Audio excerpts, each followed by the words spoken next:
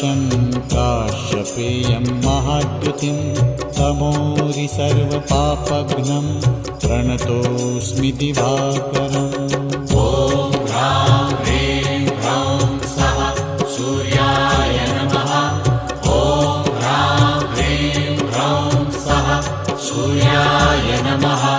जपाकुसुमसङ्काशं काश्यपेयं महाद्युतिं तमोरि सर्वपापघ्नं प्रणतोऽस्मि दिवाकरम्।